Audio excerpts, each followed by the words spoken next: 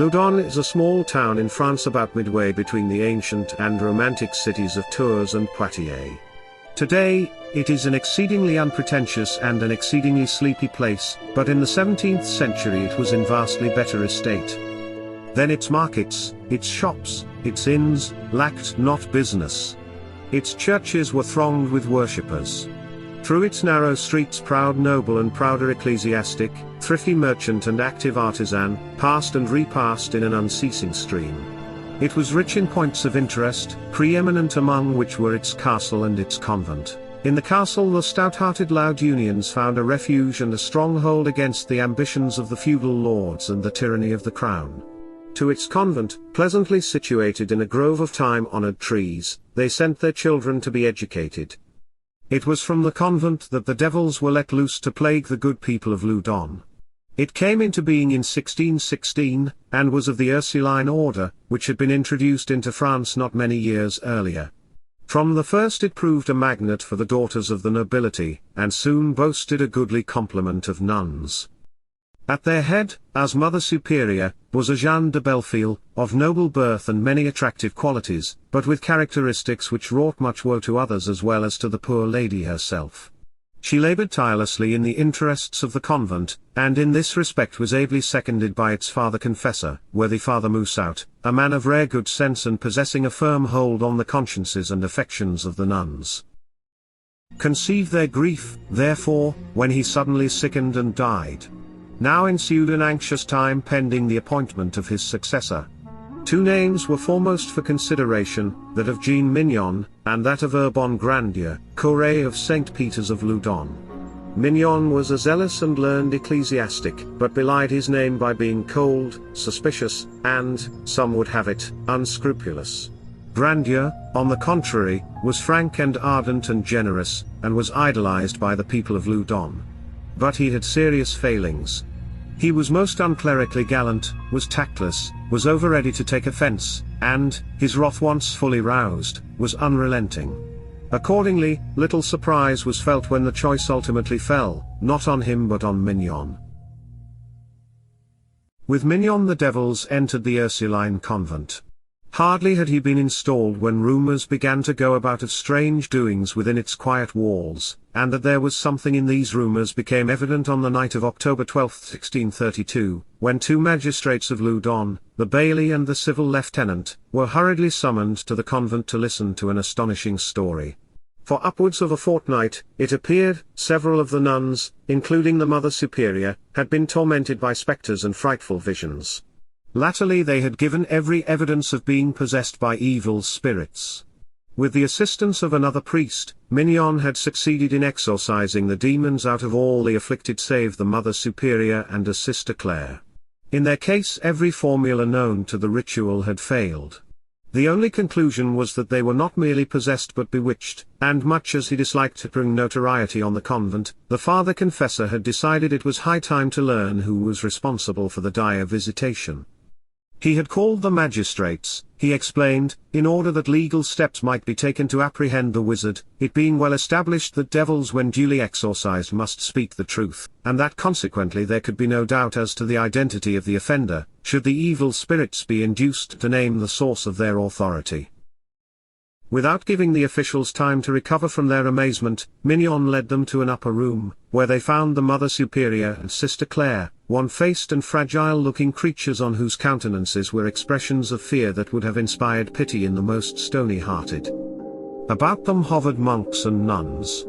At sight of the strangers, Sister Clare lapsed into a semi-comatose condition, but the Mother Superior uttered piercing shrieks, and was attacked by violent convulsions that lasted until the Father Confessor spoke to her in a commanding tone.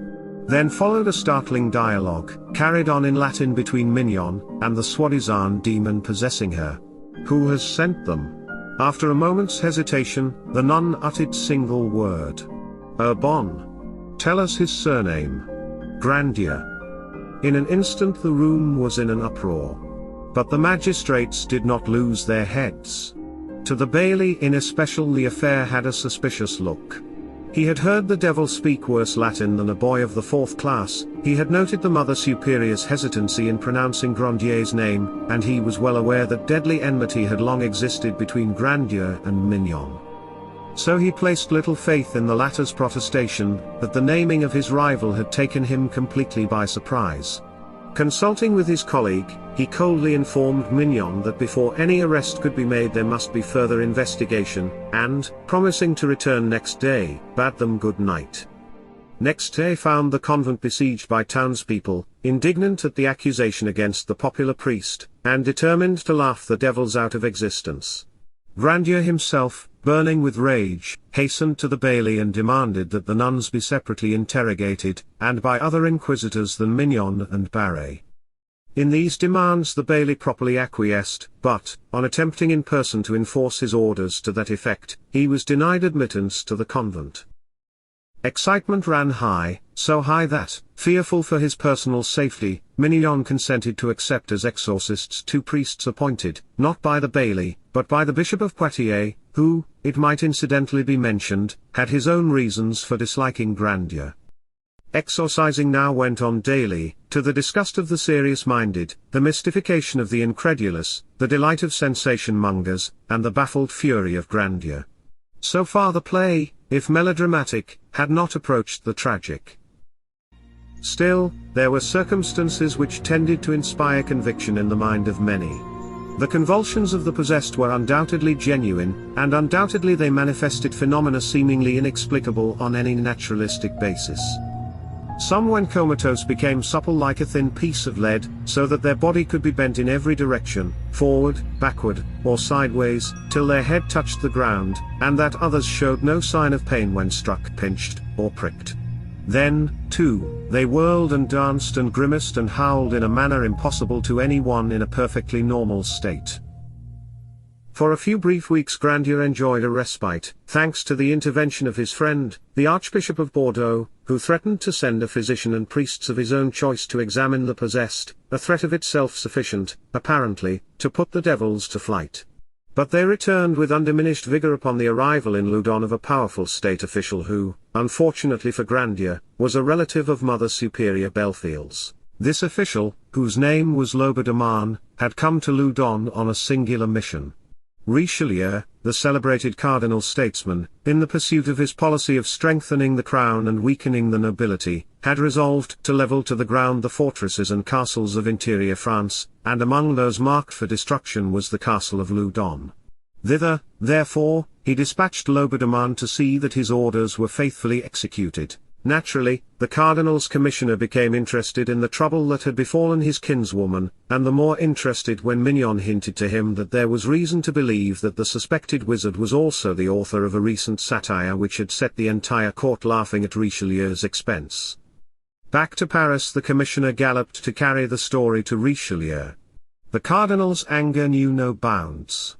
From the king he secured a warrant for Grandier's arrest, and to this he added a decree investing Loudun with full inquisitorial powers. Events now moved rapidly. Though forewarned by Parisian friends, Grandier refused to seek safety by flight, and was arrested in spectacular fashion while on his way to say mass. His home was searched, his papers were seized, and he himself was thrown into an improvised dungeon in a house belonging to Mignon. Under these circumstances Grandier was doomed from the outset. But he made a desperate struggle, and his opponents were driven to sore straits to bolster up their case. The devils persisted in speaking bad Latin, and continually failed to meet tests which they themselves had suggested. But such fiascos availed nothing to save Grandier. Neither did it avail him that, before sentence was finally passed, Sister Claire, broken in body and mind, sobbingly affirmed his innocence, protesting that she did not know what she was saying when she accused him. Nor that the Mother Superior, after 2 hours of agonizing torture self-imposed, fell on her knees before Loudun, made a similar admission, and, passing into the convent orchard, tried to hang herself. The commissioner and his colleagues remained obdurate, averring that these confessions were in themselves evidence of witchcraft, since they could be prompted only by the desire of the devils to save their master from his just fate. In August, 1634, Grandier's doom was pronounced. He was to be put to the torture, strangled, and burned. This judgment was carried out to the letter, save that when the executioner approached to strangle him, the ropes binding him to the stake loosened, and he fell forward among the flames, perishing miserably.